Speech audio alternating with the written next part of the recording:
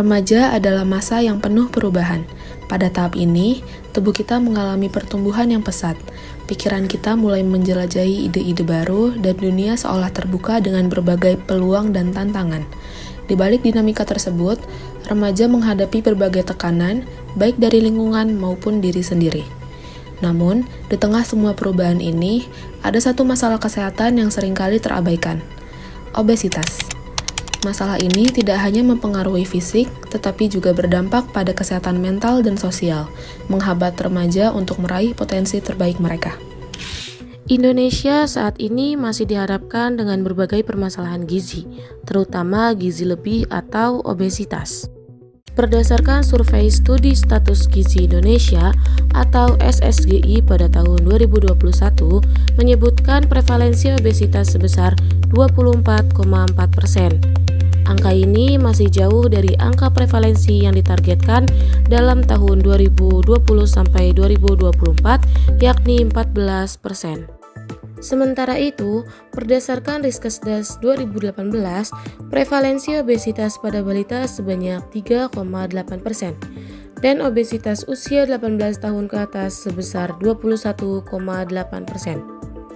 Upaya diarahkan untuk mempertahankan obesitas tidak naik. Ini adalah upaya yang sangat besar dan cukup sulit.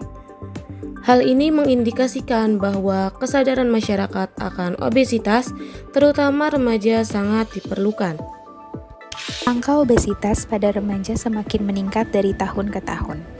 Hal tersebut dapat disebabkan oleh beberapa faktor, seperti faktor genetik, di mana orang tua yang memiliki riwayat obesitas dapat membuat anak akan memiliki persentase terkena obesitas lebih tinggi. Selain faktor genetik, faktor lingkungan juga dapat mempengaruhi obesitas, seperti kurangnya aktivitas fisik, pendapatan keluarga, pengetahuan, gaya hidup, dan lainnya.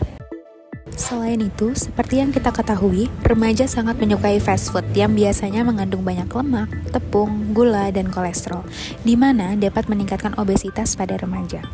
Lalu, mereka sering kali membeli makanan di pinggir jalan maupun jajanan-jajanan yang memiliki bentuk yang menarik. Padahal jajanan tersebut hanya memberikan sumbangan energi saja dengan zat pembangun dan pengatur yang sangat sedikit.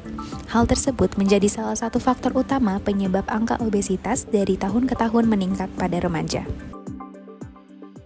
Dampak penyakit obesitas. Obesitas memiliki dampak terhadap kesehatan sosial dan ekonomi.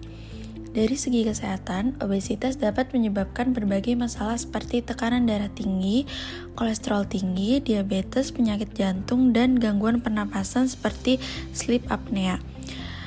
Lemak berlebih yang menumpuk dalam tubuh meningkatkan risiko penyakit kronis yang memengaruhi kualitas hidup penderitanya. Dari sisi sosial, obesitas seringkali diakibatkan oleh gaya hidup yang tidak sehat, seperti kebiasaan jajan di luar rumah dengan konsumsi makanan yang tinggi lemak, gula, dan kalori. Aktivitas fisik yang rendah juga menjadi faktor penting, terutama pada orang yang cenderung menghabiskan lebih dari 5 jam menggunakan gawai sehingga mengurangi pergerakan tubuh. Selain itu, obesitas juga berdampak pada sosial ekonomi, seperti menurunnya kualitas kehidupan penderita, menurunnya produktivitas individu dan negara, tingginya biaya kesehatan individu ketika sakit. Dampak lain obesitas pada remaja diantaranya adalah gangguan harga diri. Harga diri merupakan penilaian seseorang kepada diri sendiri berdasarkan kesesuaian tingkah laku seseorang terhadap ideal diri. Seseorang dengan level harga diri rendah disebabkan oleh perbedaan besar antara konsep diri dan ideal diri. Ada 2 upaya intervensi yang dapat dilakukan oleh mahasiswa untuk mengatasi masalah obesitas pada remaja di masyarakat pesisir, seperti edukasi gizi berbasis sekolah, khususnya sejak sekolah dasar secara rutin dengan kegiatan yang bervariatif, dan mulai aktif terjun di lingkungan universitas maupun masyarakat untuk mengaktifkan maupun menggalakkan kembali Pospindu. Setelah adanya partisipasi aktif dari mahasiswa, masyarakat juga perlu membangun kesadaran untuk memonitoring kondisi kesehatannya dengan melakukan pemeriksaan kesehatan secara berkala ke fasilitas kesehatan yang sesuai dengan kemampuannya, serta melakukan pencatatan secara berkala melalui aplikasi canggih yang dapat mencatat aktivitas fisik yang sudah dilakukan, seperti aplikasi pencatatan kalori, langkah harian, dan lainnya. Selain itu, kontribusi aktif dari pemerintah akan mendukung seluruh program ini. Kontribusi aktif dari pemerintah dapat berupa penyusunan kebijakan kesehatan masyarakat yang mengatur fasilitas olahraga publik, lalu regulasi terhadap iklan makanan tinggi gula dan lemak, kampanye atau iklan edukasi untuk meningkatkan kesadaran terkait aktivitas fisik dan pola makan.